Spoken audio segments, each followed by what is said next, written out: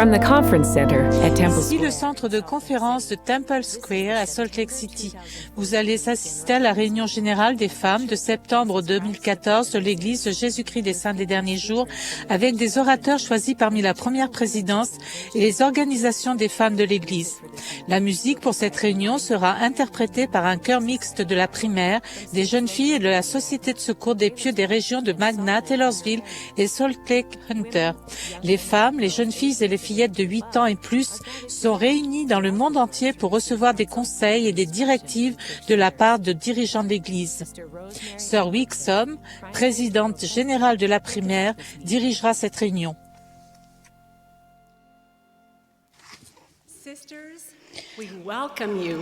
Sœurs, nous vous souhaitons la bienvenue à la réunion générale des femmes de l'Église de Jésus-Christ des Saints des Derniers Jours.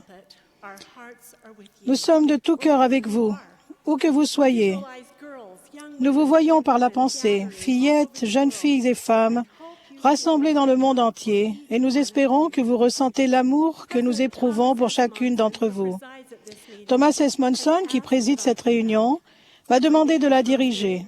Je m'appelle Rosemary M. Wixom, présidente générale de la primaire.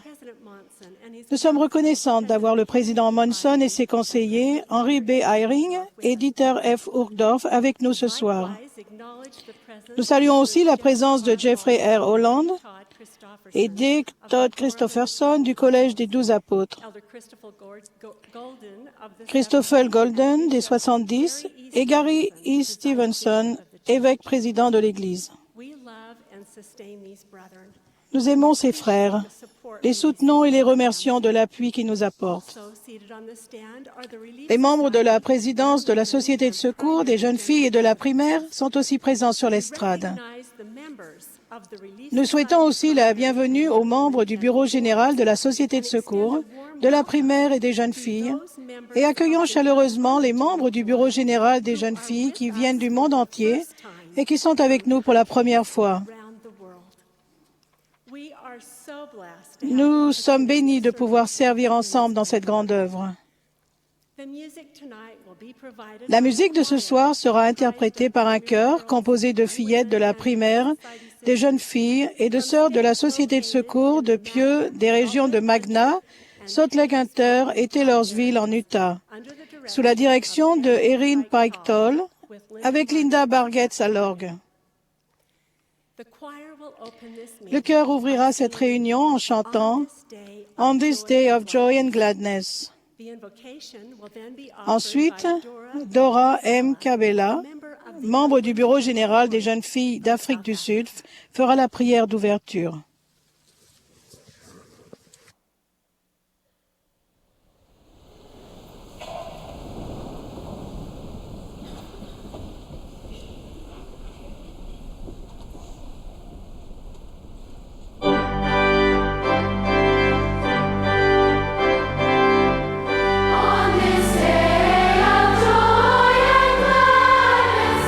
Lord, we praise thy holy name.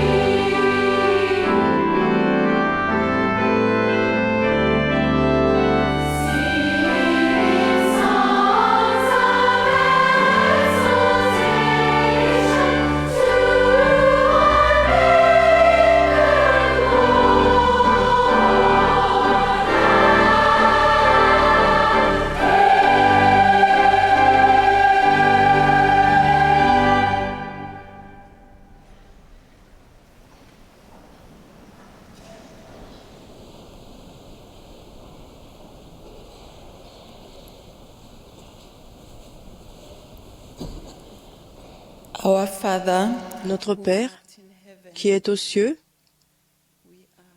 nous sommes très reconnaissantes d'être réunies devant toi maintenant. Nous sommes reconnaissantes de l'occasion que tu nous as donnée de venir et d'en apprendre davantage sur toi.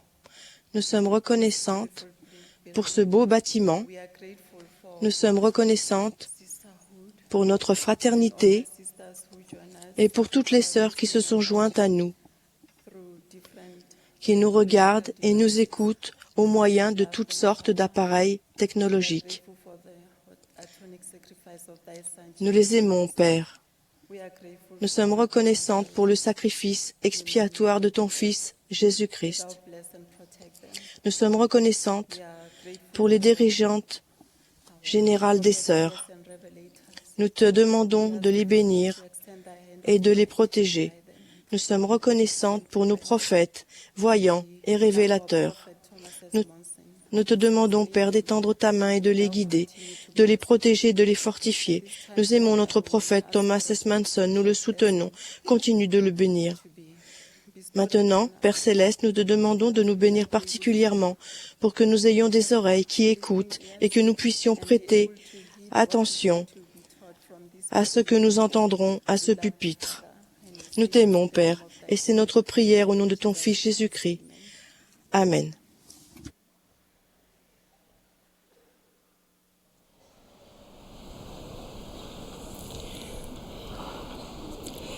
Nous allons maintenant regarder un groupe d'enfants de la primaire de Séoul en Corée qui, sous la direction de Sœur Ko, interprétera le chant « Oh, j'aime voir le temple ».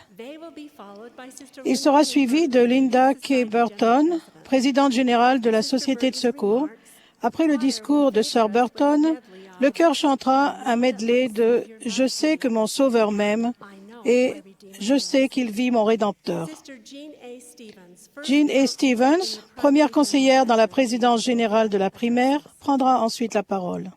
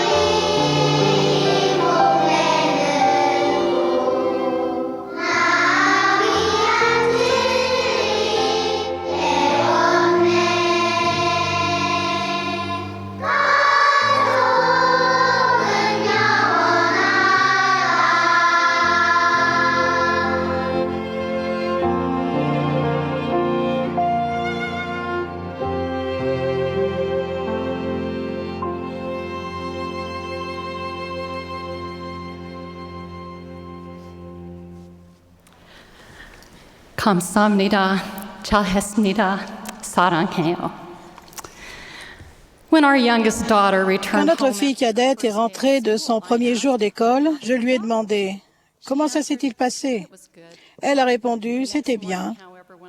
Mais le lendemain, quand je l'ai réveillée pour l'école, elle a croisé les bras et a dit fermement, « Je suis déjà allée à l'école. » Apparemment, je ne l'avais pas préparée ou on ne lui avait pas expliqué qu'aller à l'école, ce n'était pas un événement ponctuel, mais qu'il fallait qu'elle y aille 5 jours par semaine pendant de nombreuses années. Pendant que nous réfléchissons au principe de préparation, imaginez avec moi la scène suivante. Vous êtes assise dans la salle céleste du temple et vous remarquez plusieurs jeunes couples qui attendent pour être mariés pour le temps et l'éternité et que l'on fait respectueusement entrer et sortir. Une jeune mariée entre dans la salle céleste, main dans la main avec son bien-aimé. Elle porte une robe du temple, simple et belle. Elle arbore un sourire calme, paisible et chaleureux. Elle est très soignée mais n'attire pas l'attention. Elle s'assoit, jette des regards autour d'elle, puis elle est soudain envahie par l'émotion. Il semble que ses larmes sont dues à l'émerveillement et la révérence qu'elle a pour le lieu et l'ordonnance sacrée qui les attend, l'amour de sa vie et elle. Son attitude semble dire « Comme je suis reconnaissante d'être dans la maison du Seigneur aujourd'hui, prête à commencer un voyage éternel avec mon compagnon bien-aimé. » Elle semble préparée pour bien plus qu'un événement. Récemment, notre chère petite fille adolescente m'a laissé une note sur mon oreiller qui disait « Ce qui me frappe quand j'entre dans le temple, c'est l'esprit de paix et d'amour qui y règne. » Les gens peuvent y aller recevoir l'inspiration. Elle a raison. Nous pouvons recevoir l'inspiration et la révélation dans le temple et aussi le pouvoir d'affronter les difficultés de la vie. Ce qu'elle apprend concernant le temple en y apportant régulièrement des noms de ses ancêtres pour accomplir des baptêmes et des confirmations, la prépareront à recevoir d'autres ordonnances, alliances et bénédictions du temple pour elle ainsi que pour les personnes de l'autre côté du voile. Russell L. Nelson a enseigné, de même que les temples sont préparés pour les gens, de même les gens doivent se préparer pour le temple. En ce moment, je relis l'histoire du capitaine Moroni dans le livre de Mormon. Et cela m'a rappelé que l'un de ses plus grands exploits a été la préparation minutieuse des Néphites à résister à la redoutable armée lamanite. Il a si bien préparé son peuple que nous lisons « Voici, à leur extrême étonnement, ils étaient préparés à les recevoir d'une manière qu'on n'avait jamais connue. » Cette phrase, « préparée d'une manière qu'on n'avait jamais connue », a véritablement capté mon attention. Comment pouvons-nous mieux nous préparer pour les bénédictions sacrées du temple?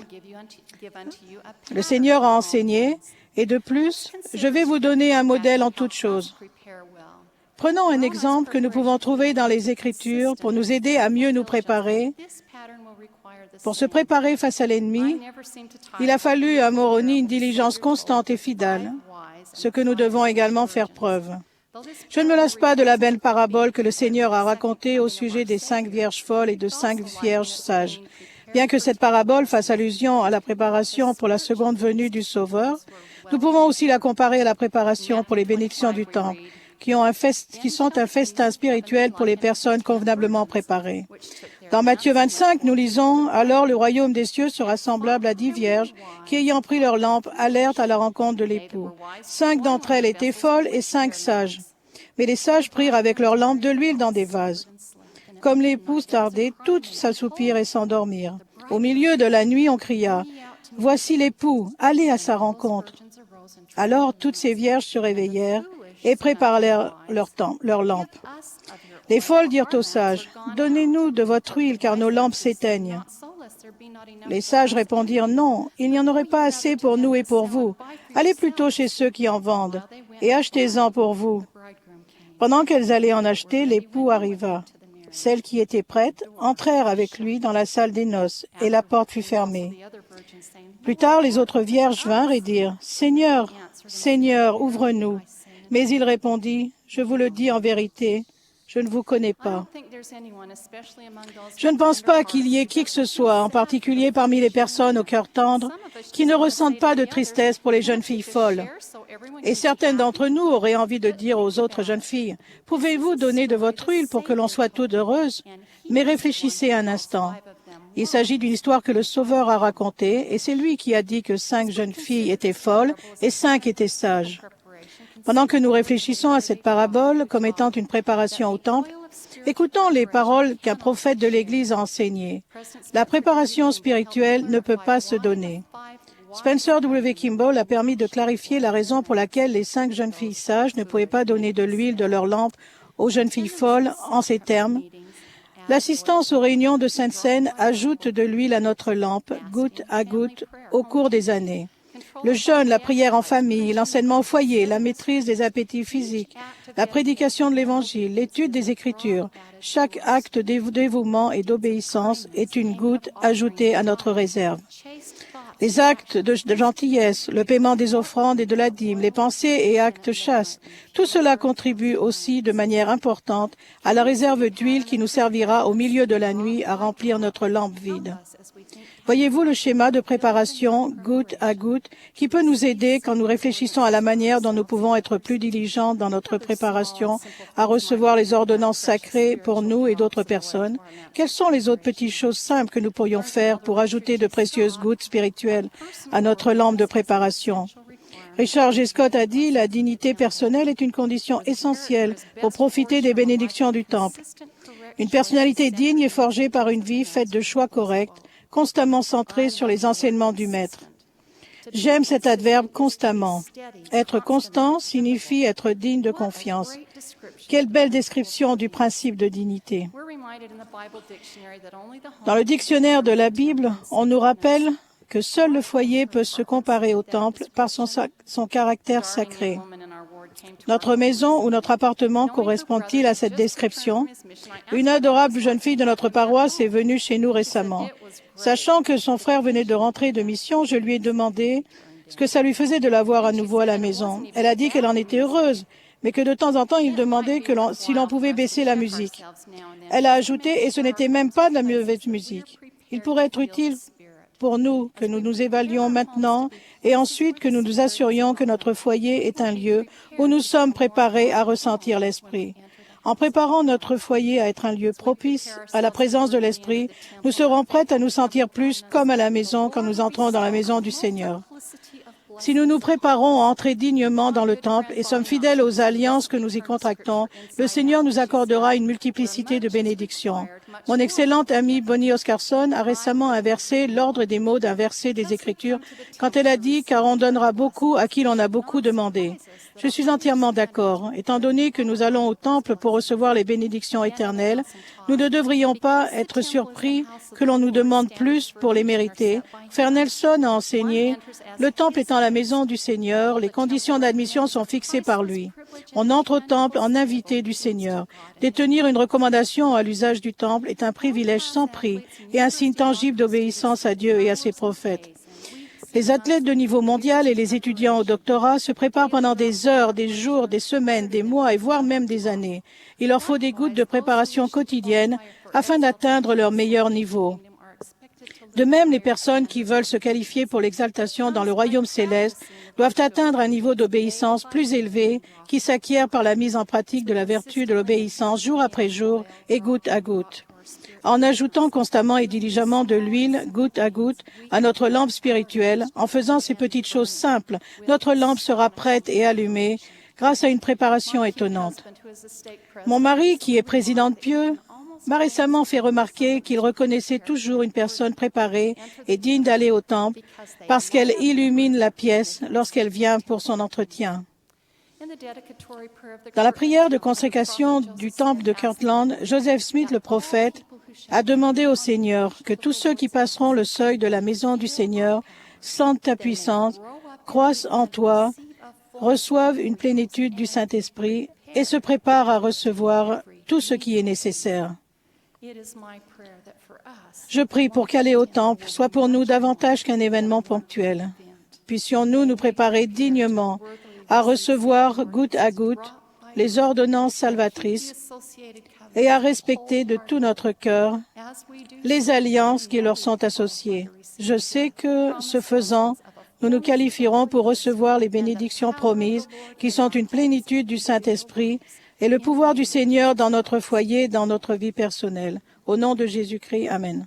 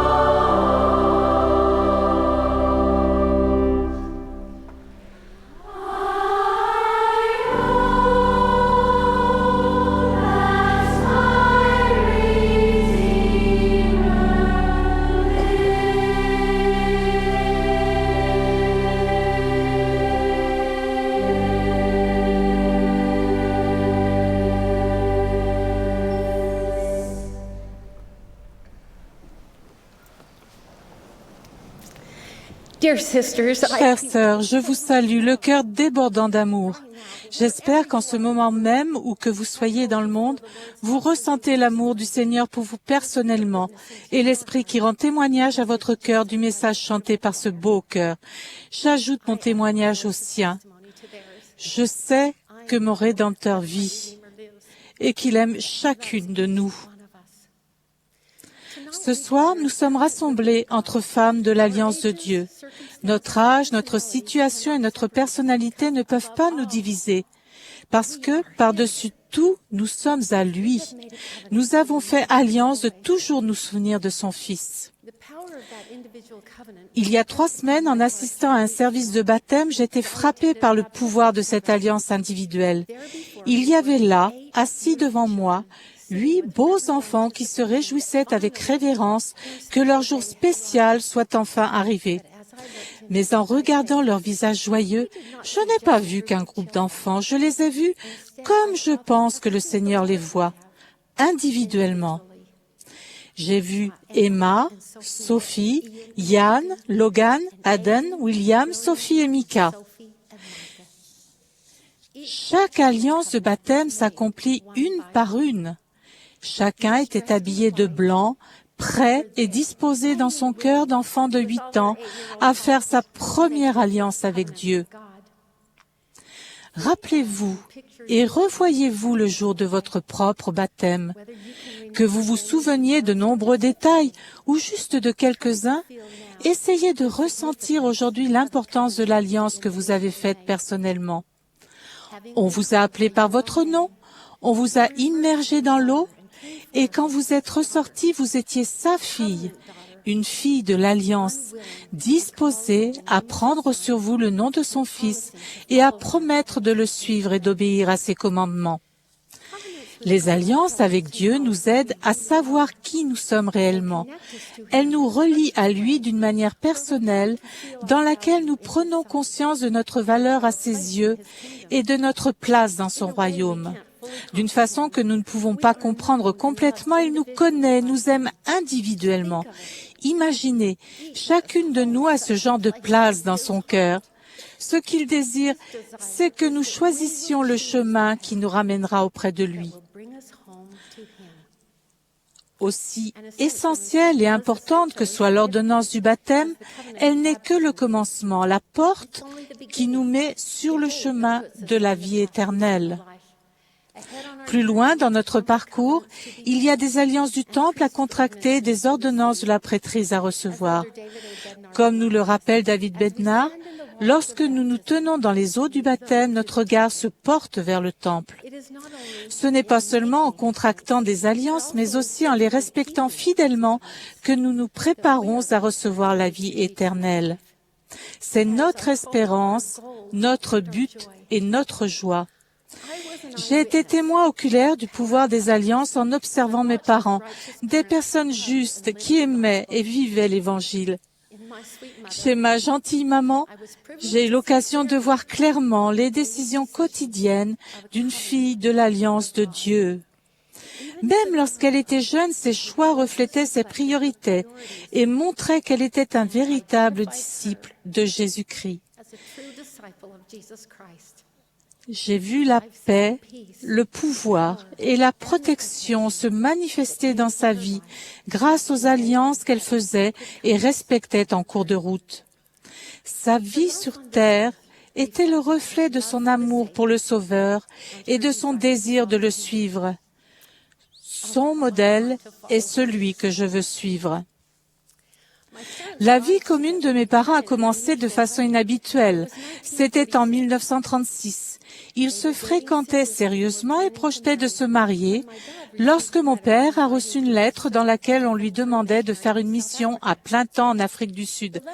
La lettre disait que, s'il était digne et désireux de servir, il devait prendre contact avec son évêque. Ah, on voit bien que la façon d'être appelé en mission à l'époque était très différente. Mon père a montré la lettre à sa bien-aimée Hélène et ils ont décidé sans hésitation qu'il partirait.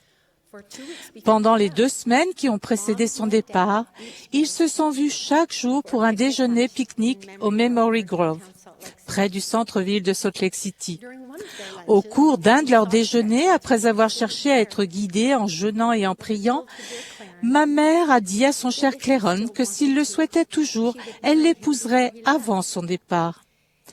Dans les premiers temps de l'Église, les hommes étaient parfois appelés en mission et laissaient derrière eux femmes et enfants. Ça a été le cas de ma mère et de mon père. Avec l'accord des dirigeants de la prêtrise, ils ont décidé de se marier avant qu'ils partent en mission. Dans le temple de Salt Lake, ma mère a reçu sa dotation. Et ensuite, ils ont été mariés pour le temps et pour toute l'éternité par David O'Mackey. Ils ont eu d'humbles débuts. Il n'y avait pas de photos, pas de belles robes de mariée, pas de fleurs et pas de réception pour célébrer l'occasion. Ils étaient clairement centrés sur le temple et sur leurs alliances. Les alliances étaient tout pour eux. Après seulement 6 jours de mariage et des adieux pleins de larmes, mon père est parti pour l'Afrique du Sud. Mais leur mariage était bien plus que l'amour profond qu'ils éprouvaient l'un pour l'autre. Ils aimaient aussi le Seigneur et désiraient le servir. Les ordonnances sacrées du temple qu'ils avaient contractées leur ont donné la force et le pouvoir de tenir pendant les 2 années de séparation. Ils avaient une perspective éternelle du but de la vie et des bénédictions promises aux personnes qui sont fidèles à leurs alliances. Toutes ces bénédictions dépassaient leurs sacrifices et leur séparation à court terme. Bien que cela n'ait certainement pas été une manière facile de commencer leur vie conjugale, cela s'est révélé être une façon idéale de jeter les bases d'une famille éternelle. Quand les enfants sont arrivés, nous savions ce qui comptait le plus pour nos parents. C'était leur amour pour le Seigneur et leur engagement indéfectible de respecter les alliances qu'ils avaient contractées. Mes parents sont morts tous les deux, mais leur modèle de justice continue d'être une bénédiction pour notre famille. L'exemple de leur vie est illustré par les paroles de Linda Burton. La meilleure façon de fortifier un foyer, présent ou à venir, est d'honorer nos alliances. Leurs difficultés et leurs épreuves n'étaient pas terminées. 3 ans après son retour de mission, la Deuxième Guerre mondiale faisait rage et comme beaucoup d'autres personnes, mon père s'est engagé dans l'armée. Il a été absent 4 années de plus en raison de son service dans la marine à bord de bateaux de guerre dans le Pacifique. Cette autre séparation a été une période difficile pour mes parents. Mais pour ma mère, ces jours de solitude, d'inquiétude et d'incertitude ont aussi été marqués par les murmures de l'esprit qui lui parlaient de promesses éternelles et lui apportaient réconfort et paix au milieu de la tempête. Malgré ces difficultés, ma mère avait une vie épanouie, remplie de bonheur, de joie, d'amour et de service. Son amour pour le Sauveur se voyait dans sa façon de mener sa vie. Elle avait une communication remarquable avec les cieux, le don et la capacité d'aimer et de faire du bien à toutes les personnes autour d'elle. Sa foi en Dieu et son espérance en ses promesses étaient illustrées par l'un de ses passages scripturaires préférés qu'elle nous a enseignés. Ce sont des choses que l'œil n'a point vues, que l'oreille n'a point entendues et qui ne sont point montées au cœur de l'homme, des choses que Dieu a préparées pour ceux qui l'aiment. À toutes les époques de sa vie, ma mère a été fortifiée et bénie par son amour pour le Seigneur et par les alliances qu'elle avait fidèlement faites et honorées. Il ne fait aucun doute que les détails de votre histoire seront différents des siens, mais les principes tirés de sa vie s'appliquent à nous toutes. Quand les filles de Dieu se concentrent sur le temple et sur leurs alliances sacrées, Dieu est capable de leur envoyer des bénédictions de façon personnelle et puissante. Comme l'exemple de ma mère l'a fait pour moi, votre choix de croire et de respecter vos alliances laissera à ceux qui vous suivront un bel héritage de foi. Donc, chères sœurs, comment pouvons-nous accéder au pouvoir et aux bénédictions des alliances du Temple? Que pouvons-nous faire aujourd'hui pour nous préparer à ces bénédictions? Dans mes déplacements, j'ai découvert qu'il y a des sœurs de tout âge, de toute situation, dont la vie fournissait la réponse à ces questions. J'ai rencontré Marie peu après son 8e anniversaire. Comme beaucoup, elle était heureuse de faire de l'histoire familiale et a fourni plus de 1000 noms pour l'œuvre du temple. Elle se prépare déjà pour avoir la bénédiction d'aller au temple quand elle aura 12 ans. Brianna a 13 ans et elle a relevé le défi lancé par Neil Anderson concernant le temple.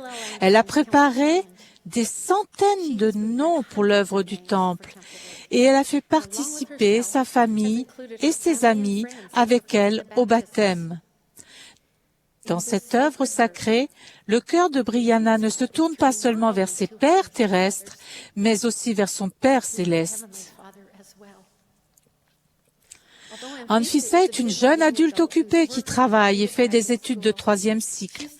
Néanmoins, elle prend le temps d'aller au temple chaque semaine. Elle recherche la révélation et trouve la paix quand elle va dans la maison du Seigneur. Katia, une chère sœur qui vit en Ukraine, a un amour profond du temple. Avant que le temple de Kiev soit construit, elle et d'autres membres de sa branche devaient faire un voyage coûteux de 36 heures en autocar pour se rendre une fois par an au temple en Allemagne. Pendant le trajet, ces saints dévoués étudiaient les Écritures, chantaient des cantiques et discutaient de l'Évangile. Katia m'a dit, quand nous arrivions enfin au temple, nous étions prêts à recevoir ce que le Seigneur avait à nous donner. Si nous voulons recevoir toutes les bénédictions que Dieu offre si généreusement, notre chemin terrestre doit nous mener au temple. Les temples sont une expression de l'amour de Dieu. Il nous invite tous à y aller, à apprendre de lui, à sentir son amour et à recevoir les ordonnances de la prêtrise nécessaires à la vie éternelle auprès de lui. Chaque alliance s'accomplit une par une. Chaque grand changement de cœur compte aux yeux du Seigneur. Et cela fera toute la différence pour vous, car lorsque nous allons dans sa sainte maison, nous pouvons être armés de son pouvoir, avoir son nom sur nous, être entourés de sa gloire et être sous la protection de ses anges. Je témoigne que notre Père céleste est m'envie. C'est grâce à son Fils bien-aimé, Jésus-Christ, que chaque espoir, chaque promesse et chaque bénédiction du temple s'accomplit. Je prie pour que nous ayons la foi de mettre notre confiance en lui et en ses alliances. Au nom de Jésus-Christ, Amen.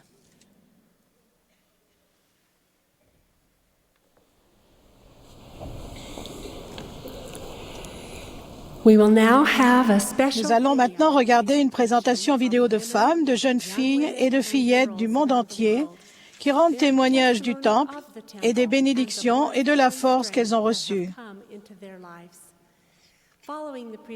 Après la présentation, nous entendrons Neil F. Marriott, deuxième conseillère dans la présidence générale des jeunes filles.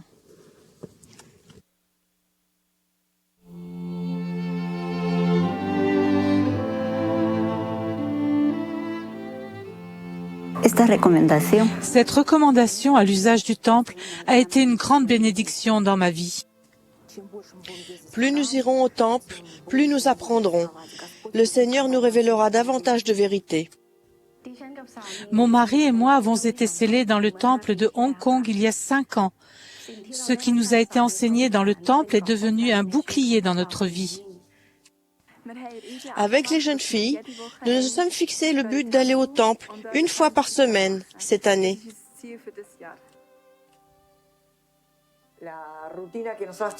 Chaque semaine, cela commence à 1h du matin le samedi, quand nous partons pour le temple et arrivons à 6h à Buenos Aires. Nous travaillons toute la journée jusqu'à 18h. Nous rapportons la paix du temple dans nos activités quotidiennes.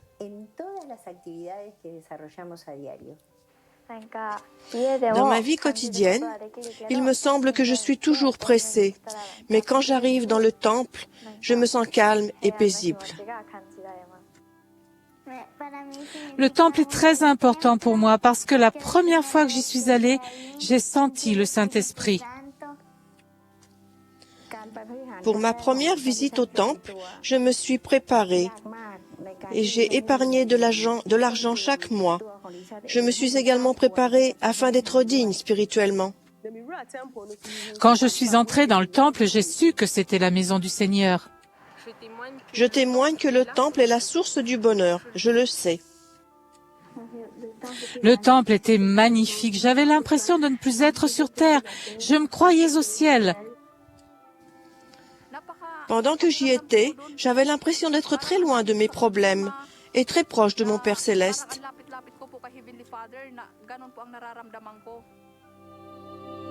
Quand nous sommes entrés dans la salle de scellement et avons vu nos parents, et quand nous nous sommes agenouillés ensemble, je n'avais rien ressenti d'aussi beau de ma vie.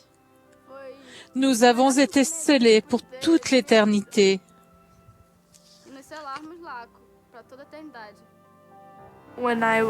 J'avais 10 ans quand ma mère est décédée du cancer. C'était très dur. Mais quand les missionnaires ont commencé à m'apprendre que les familles pouvaient être scellées dans le temple, j'ai absolument voulu m'y rendre. La première fois que je suis allée au temple, c'était extraordinaire. J'ai ressenti l'Esprit plus fort que jamais. J'ai apporté le nom de ma mère et j'ai eu l'impression qu'elle me souriait et me disait « Merci beaucoup de faire cela ». Le temple aide les familles à être unies. Et quand nous sommes tous ensemble, nous pouvons progresser encore plus vite en nous entraidant spirituellement.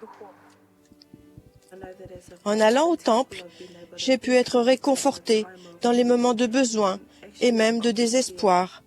J'ai organisé la garde de mes enfants et j'ai fait le voyage seul. Je savais que notre Père céleste avait un plan et des réponses pour moi. Quels que soient vos problèmes, vos difficultés, vos maladies, lorsque vous irez au temple, vous serez revigorés et régénérés. Vous vous sentirez heureuse, vous sentirez les bénédictions que je ne peux pas exprimer maintenant.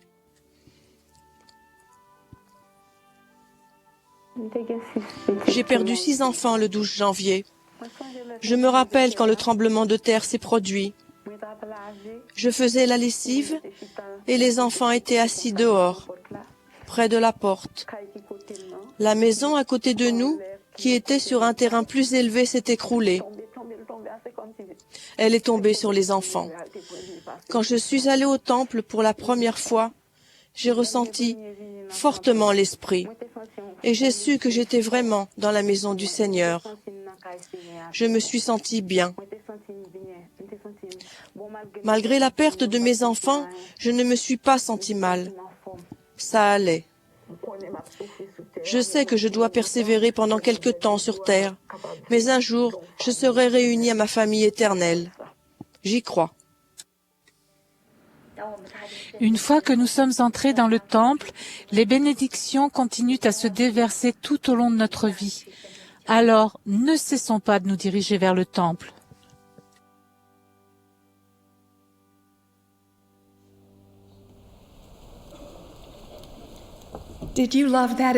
Avez-vous aimé cette vidéo autant que moi? Avez-vous pu ressentir les bénédictions du temple enveloppant la terre? La fraternité des sœurs? J'ai beaucoup aimé. Ce soir, je vais évoquer 2 responsabilités importantes qui sont les nôtres. Premièrement, ajouter constamment la lumière de l'Évangile à notre vie. Et deuxièmement, faire bénéficier les autres de cette lumière. Sœurs, savez-vous à quel point vous êtes importantes? Chacune de vous, en ce moment même, est précieuse et essentielle dans le plan du salut de notre Père céleste. Nous avons une œuvre à accomplir. Nous connaissons la vérité de l'Évangile rétabli. Sommes-nous prêtes à défendre cette vérité? Nous devons la vivre. Nous devons la transmettre. Nous devons défendre fermement notre foi et élever notre voix pour proclamer la véritable doctrine. Dans le numéro du Liaona de septembre 2014, M. Russell Ballard dit « Nous avons besoin davantage des voix distinctes et influentes et de la foi des femmes. Nous avons besoin qu'elles apprennent la doctrine et comprennent ce que nous croyons afin qu'elles puissent rendre témoignage de la vérité de toutes choses. Sœurs, vous fortifiez ma foi en Jésus-Christ. J'ai observé votre exemple, entendu votre témoignage et ressenti votre foi du Brésil au Botswana. Vous emportez avec vous un cercle d'influence partout où vous allez. Les gens qui vous entourent le ressentent. Votre famille, les contacts qui sont dans votre téléphone portable, vos amis sur les réseaux sociaux et les personnes assises à côté de vous ce soir. Je suis d'accord avec Harriet Woodruff quand elle écrit « Vous êtes des phares vibrants et enthousiastes dans un monde de plus en plus sombre lorsque vous montrez, par votre façon de vivre, que l'Évangile est un message joyeux. » Président Thomas S. Monson a déclaré « Si l'on veut apporter de la lumière aux autres, on doit soi-même rayonner. » Comment pouvons-nous faire pour que la lumière de la vérité rayonne constamment en nous? Parfois, j'ai l'impression d'être une ampoule de lumière tamisée. Comment puis-je briller davantage? Les Écritures enseignent « Ce qui est de Dieu est lumière, et celui qui reçoit la lumière et persévère en Dieu reçoit davantage de lumière. » Nous devons persévérer en Dieu,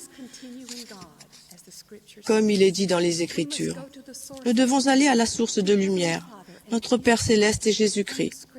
Nous pouvons aussi aller au temple, sachant que tout ce qui s'y trouve fait référence au Christ et à son grand sacrifice expiatoire.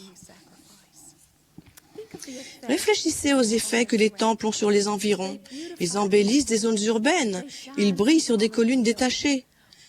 Pourquoi embellissent-ils et brillent-ils? Parce que, comme disent les Écritures, la vérité brille, et les temples renferment la vérité et des desseins éternels. Et il en est de même pour vous. En 1877, le président George Buchanan a déclaré « Chaque temple diminue le pouvoir de Satan sur la terre. Je suis persuadé que partout où un temple est érigé, les ténèbres reculent. Le but du temple est de servir l'humanité et de donner à tous les enfants de notre Père céleste la capacité de retourner vivre avec lui. Notre but n'est-il pas similaire à celui de ces bâtiments consacrés? Ces maisons du Seigneur, n'est-il pas de servir nos semblables, de les aider à repousser les ténèbres et de retourner à la lumière de notre Père céleste? L'œuvre sacrée du temple augmentera notre foi en Christ et ensuite nous pourrons avoir une meilleure influence sur la foi d'autres personnes. Grâce à l'esprit du temple qui nous sustente, nous pouvons apprendre la réalité, le pouvoir et l'espérance de l'expiation du Sauveur dans notre vie personnelle. Il y a quelques années, notre famille a rencontré un problème grave. Je suis allée au temple et j'ai prié avec ferveur pour recevoir de l'aide. Il m'a été donné de connaître un moment de vérité. J'ai reçu une inspiration claire de mes faiblesses et j'en ai été stupéfaite. Dans ce moment spirituellement instructif, j'ai vu une femme orgueilleuse qui agissait à sa manière, pas nécessairement à la manière du Seigneur, et qui, dans son fort intérieur, s'octroyait les mérites de ses prétendus accomplissements. Je savais qu'il s'agissait de moi. J'ai imploré mon Père céleste, lui disant « Je ne veux pas être cette femme, mais comment puis-je changer ?» Grâce au pur esprit de révélation que j'ai ressenti dans le temple, j'ai appris que j'avais absolument besoin d'un Rédempteur. Je me suis immédiatement tournée vers le Seigneur, Jésus-Christ, et j'ai vu mon angoisse s'évanouir et une grande espérance envahir mon cœur. Il était mon seul espoir, et je désirais me cramponner uniquement à lui. Il était clair à mes yeux qu'une femme égocentrique, naturelle, est ennemie de Dieu et des gens qui sont dans sa sphère d'influence. Au temple ce jour-là, j'ai appris que ce n'est pas que par l'expiation de Jésus-Christ que ma nature orgueilleuse pouvait changer et que la capacité de faire le bien me serait donnée. J'ai vivement ressenti son amour et j'ai su qu'il m'instruirait par l'Esprit et me changerait si je lui donnais mon cœur sans rien retenir. Je combats encore mes faiblesses, mais j'ai confiance dans l'aide divine de l'expiation. J'ai reçu cet enseignement pur parce que je suis allée dans le Saint-Temple à la recherche de soulagement et de réponse. J'étais accablée en y entrant et j'en suis repartie, sachant que j'avais un Sauveur tout-puissant. J'étais plus légère et joyeuse parce que j'avais reçu sa lumière et accepté le plan qu'il a pour moi. Répartis dans le monde entier, les temples ont chacun un aspect et une conception extérieure unique, mais à l'intérieur se trouve en tous la même lumière, le même dessein et la même vérité éternelle. Dans 1 Corinthiens 3,16, nous lisons « Ne savez-vous pas que vous êtes le temple de Dieu et que l'Esprit de Dieu habite en vous ?» En tant que filles de Dieu, nous sommes nous aussi répartis dans le monde entier, et chacune de nous, comme les temples, a son aspect extérieur unique. Nous avons également une lumière spirituelle en nous. Cette lumière spirituelle est le reflet de la lumière du Sauveur. D'autres personnes seront attirées par cet éclat. Nous avons notre propre rôle sur la terre, en commençant par celui de fille, puis de mère, de dirigeante, d'instructrice, de sœur, de salarié, de femme et plus. Chacun exerce une influence. Chaque rôle s'accompagne de puissance morale lorsque se reflètent les vérités de l'Évangile et les alliances du Temple dans notre vie. D. Todd Christopherson a dit « Quoi qu'il en soit, une mère peut exercer une influence que personne d'autre ne peut égaler dans aucune autre relation. » Quand nos enfants étaient jeunes, j'avais l'impression d'être, avec mon mari David, le commandant en second de navire, et je me représentais nos enfants comme une flottille de petits bateaux, s'agissant autour de nous dans le port, se préparant à voguer sur les mers du globe. David et moi éprouvions le besoin de consulter chaque jour le compas du Seigneur pour trouver le meilleur cap de navigation avec notre petite flotte. Mes journées étaient remplies de choses ordinaires, comme plier le linge, lire des livres d'enfants et préparer le dîner. Parfois, dans le port qu'est notre foyer, nous ne pouvons pas voir qu'à travers ces gestes simples, constants, notamment la prière en famille, l'étude des Écritures et la soirée familiale, il s'accomplit de grandes choses. Mais je témoigne que ces actes même ont une importance éternelle.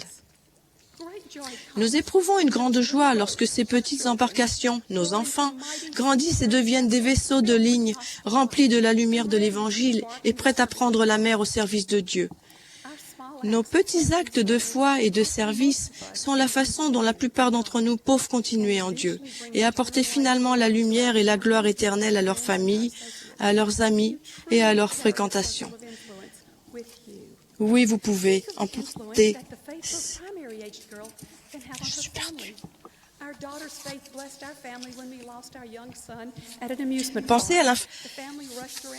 Pensez à l'influence que la voix d'une fillette de la primaire peut avoir sur sa famille.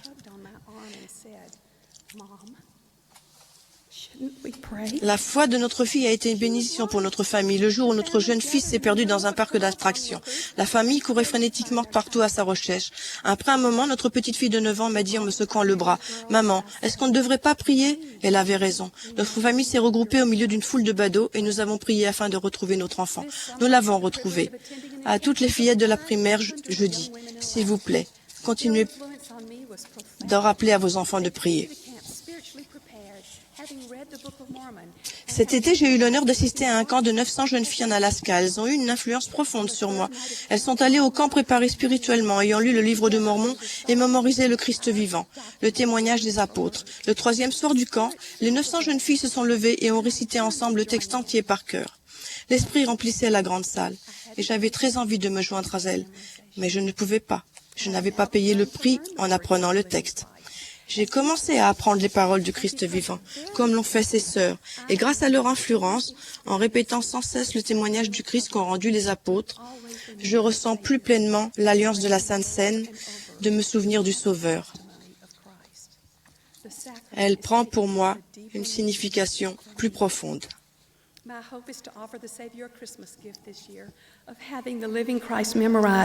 Cette année, j'espère offrir au Sauveur un cadeau de Noël, d'avoir mémorisé et ancré dans mon cœur le Christ vivant avant le 25 décembre. J'espère pouvoir être une bonne influence comme les sœurs d'Alaska en ont été une pour moi. Est-ce que vous vous retrouvez dans les paroles suivantes du texte du Christ vivant? Il a demandé instamment à tous de suivre son exemple. Il a parcouru les routes de Palestine, guérissant les malades, rendant la vue aux aveugles et ressuscitant les morts. Nous, sœurs de l'Église, ne parcourons pas les routes de Galilée en guérissant les malades, mais nous pouvons prier pour recevoir l'amour guérisseur et l'appliquer à une relation tendue, mal en point. Nous ne rendrons pas la vue aux aveugles comme le Seigneur l'a fait, mais nous pouvons témoigner du plan du salut aux personnes aveugles spirituellement. Nous pouvons leur permettre de voir la nécessité du pouvoir de la prêtrise dans des alliances éternelles. Nous ne ressusciterons pas les morts comme l'a fait le Sauveur, mais nous pouvons leur permettre de recevoir des bénédictions en trouvant leur nom pour l'œuvre du Temple. Ensuite, nous les sortirons de leur prison d'esprit et leur offrirons le chemin de la vie éternelle. Je témoigne que nous avons un Sauveur vivant, Jésus-Christ, et qu'avec son pouvoir et sa lumière, nous serons capables de repousser les ténèbres du monde, de faire entendre la vérité que nous connaissons et d'influencer notre prochain pour qu'il aille au Christ. Au nom de Jésus-Christ. Amen.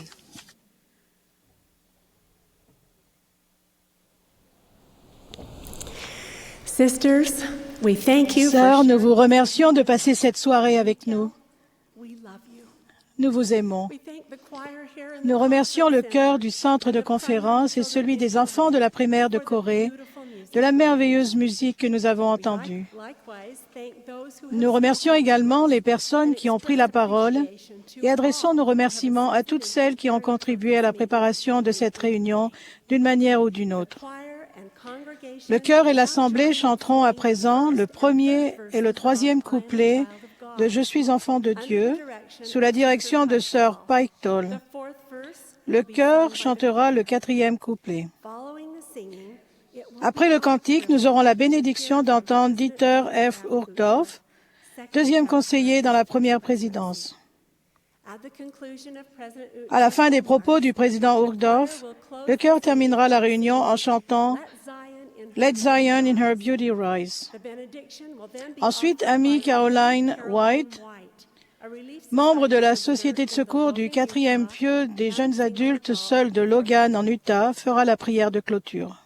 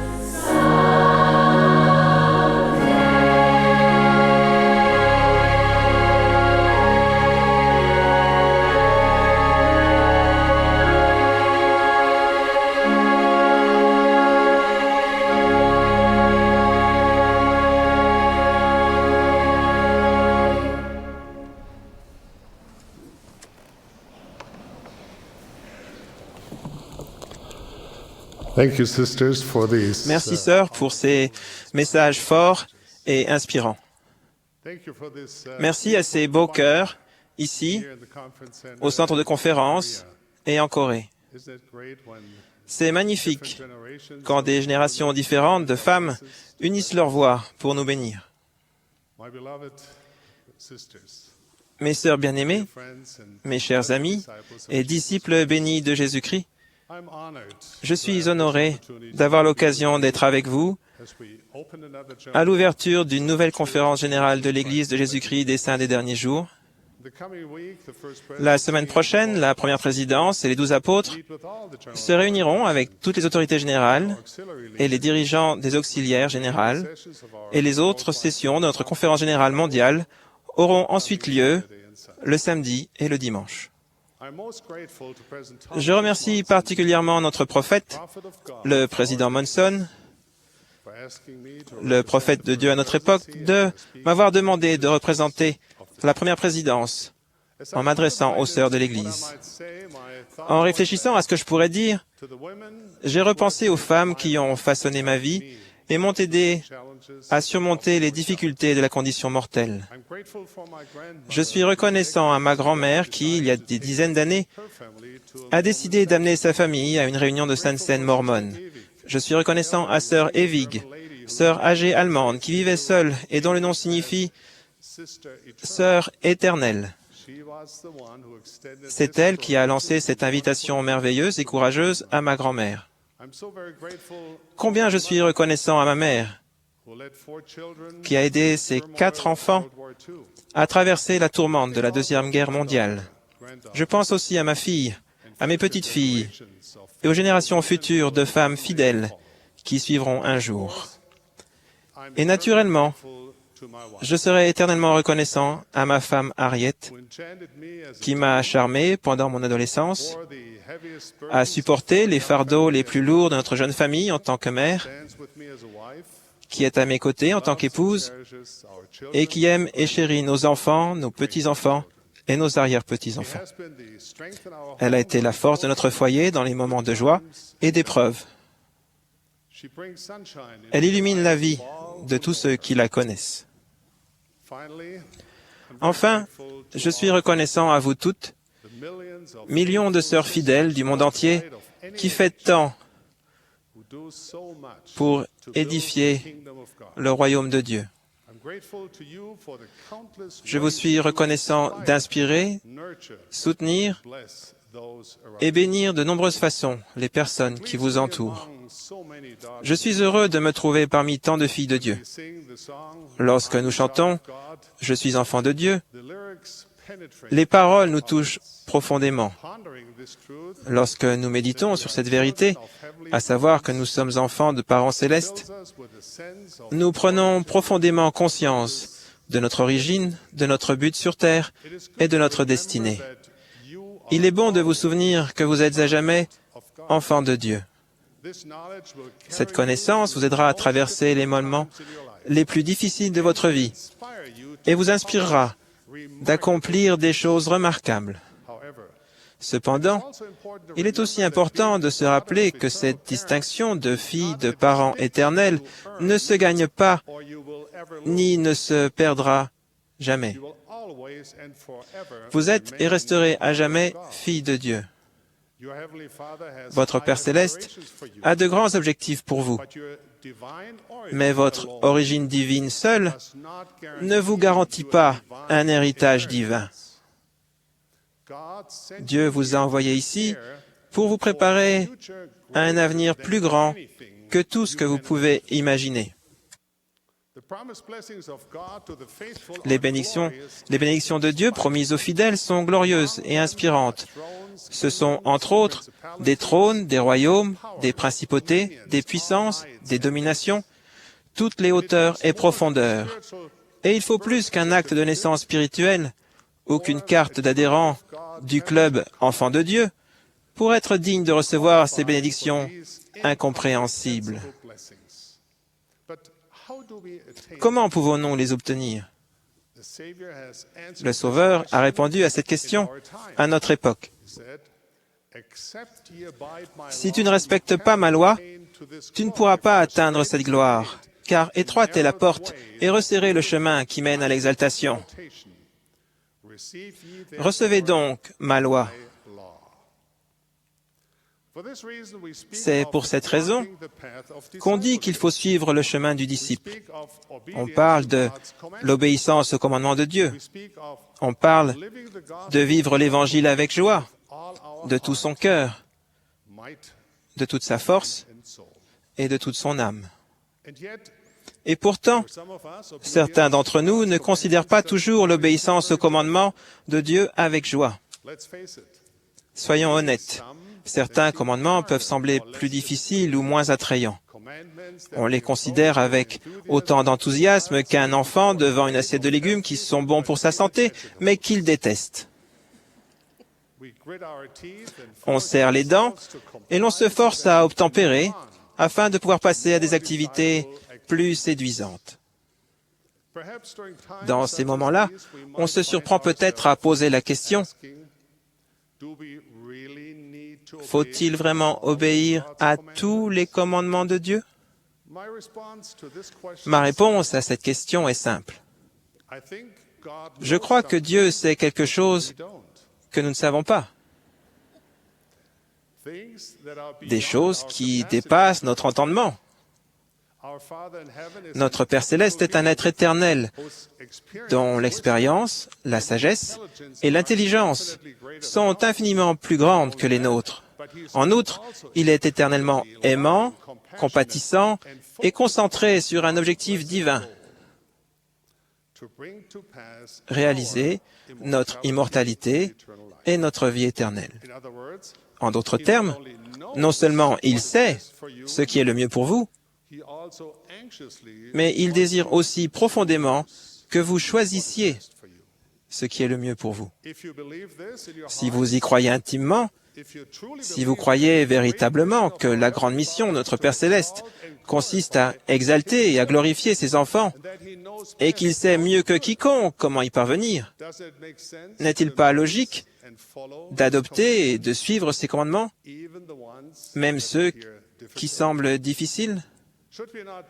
Ne devrions-nous pas chérir les signaux lumineux qu'il a placés pour nous aider à traverser les ténèbres et les épreuves de la condition mortelle?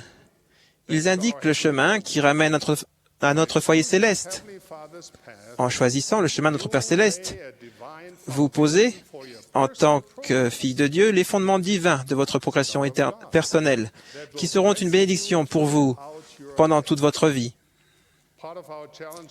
Je crois que nos difficultés viennent en partie de ce que nous imaginons que Dieu a enfermé toutes ces bénédictions dans un grand nuage au ciel et qu'il refuse de nous les donner si nous ne respectons pas les exigences strictes et paternalistes qu'il a fixées. Mais les commandements ne sont pas du tout comme cela. En réalité, notre Père Céleste fait constamment pleuvoir ses bénédictions sur nous. Ce sont nos peurs, nos doutes et nos péchés qui, comme un parapluie, les empêchent de nous atteindre.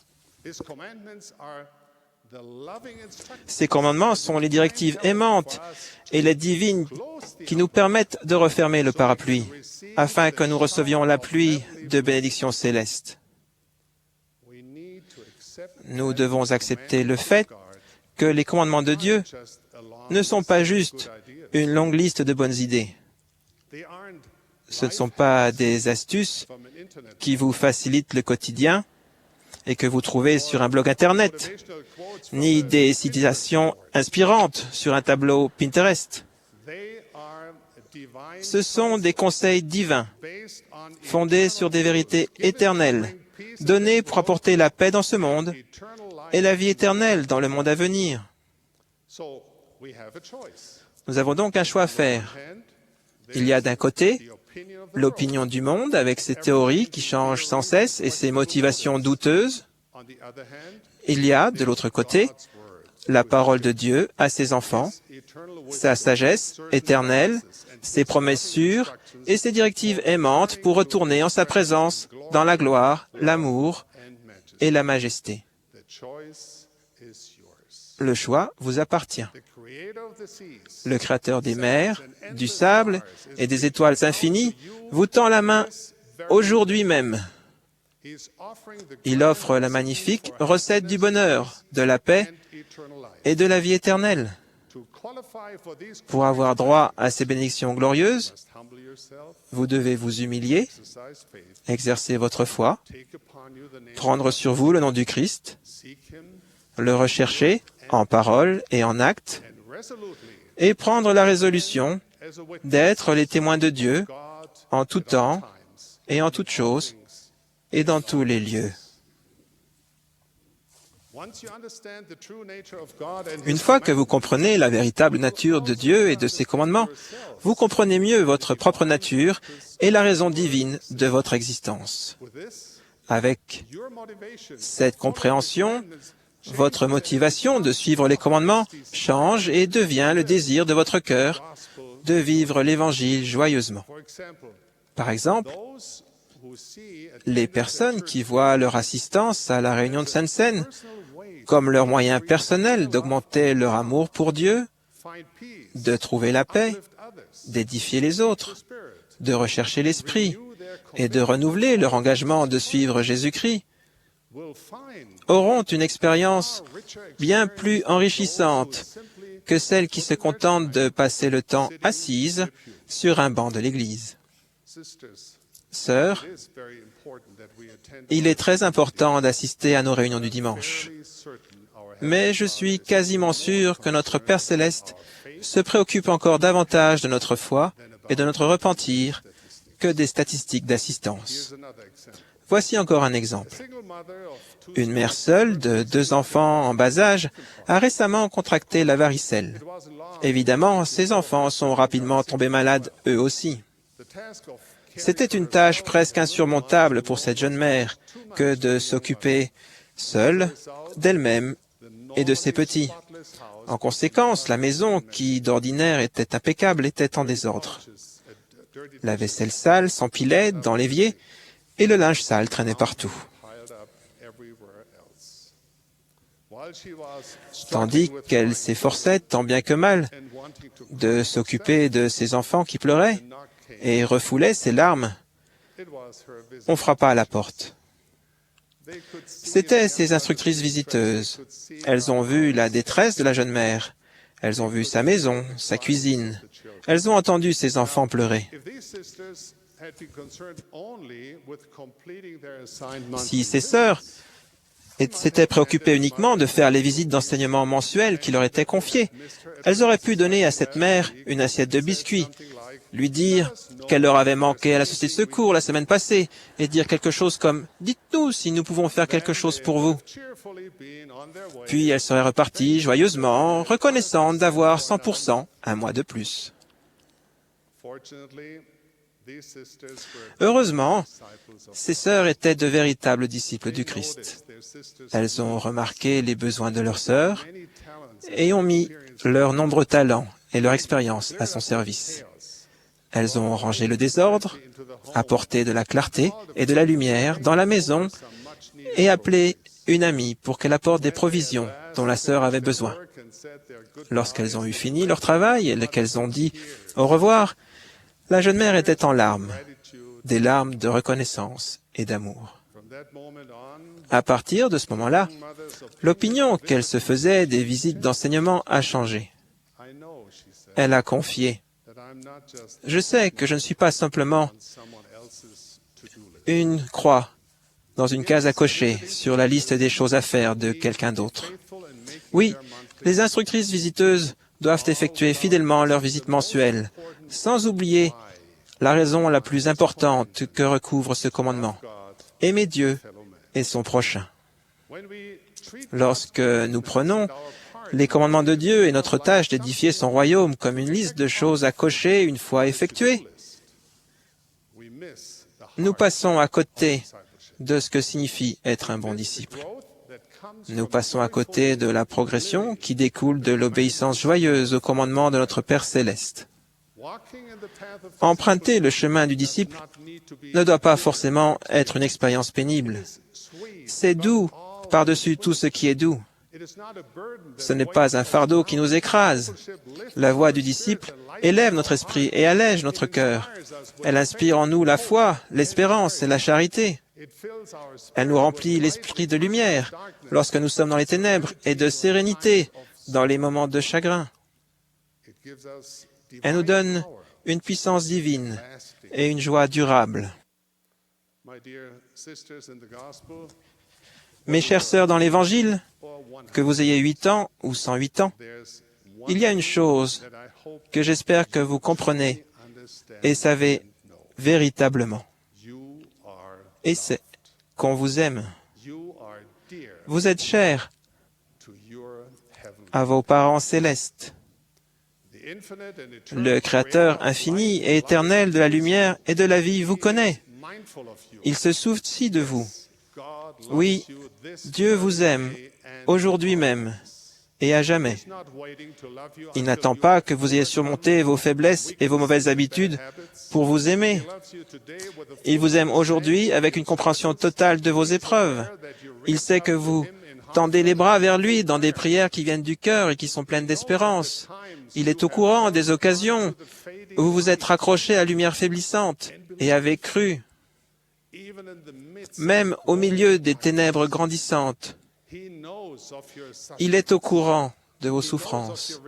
Il est au courant de vos remords pour les fois où vous n'avez pas été à la hauteur ou avez échoué. Et il vous aime malgré cela. Dieu est au courant de vos succès, si petits qu'ils vous paraissent. Il s'en félicite et chérit chacun d'eux. Il vous aime pour votre ouverture aux autres. Il vous aime pour votre service et l'aide que vous apportez aux autres pour porter leur lourd fardeau, alors même que vous vous débattez au milieu des vôtres. Il sait tout sur vous. Il vous voit tel que vous êtes. Il vous connaît tel que vous êtes réellement. Et il vous aime aujourd'hui et à jamais. Croyez-vous que votre Père céleste se soucie de savoir si votre maquillage, vos vêtements, votre coiffure et vos ongles sont parfaits? Croyez-vous que votre valeur, à ses yeux, change en fonction du nombre de vos fans sur Instagram ou Pinterest? Croyez-vous qu'il veut que vous fassiez du souci ou que vous déprimiez s'il y en a un qui ne veut plus être votre ami sur Facebook ou qui ne veut plus vous suivre sur Twitter? Croyez-vous que votre beauté extérieure, la taille de vos vêtements ou votre popularité change quoi que ce soit, votre valeur, aux yeux de celui qui a créé l'univers? Il vous aime non seulement pour ce que vous êtes aujourd'hui même, mais aussi pour l'être de gloire et de lumière que vous avez le potentiel et le désir de devenir. Au-delà de tout ce que vous pouvez imaginer, il veut que vous accomplissiez votre destinée, à savoir rentrer dans votre foyer céleste avec honneur. Je témoigne que le moyen d'y parvenir est de placer nos désirs égoïstes et nos ambitions indignes sur l'autel du sacrifice et du service. Sœurs, faites confiance au pouvoir salvateur de Jésus-Christ. Respectez ses lois et ses commandements. En d'autres termes, vivez l'Évangile joyeusement. Je prie pour que vous ressentiez une fois de plus et plus intensément l'amour merveilleux de Dieu, que vous trouviez la foi, la détermination et l'engagement d'apprendre les commandements de Dieu, de les chérir et de vivre l'Évangile joyeusement. Je vous promets que si vous le faites, vous découvrirez ce qu'il y a de meilleur en vous, votre moi véritable.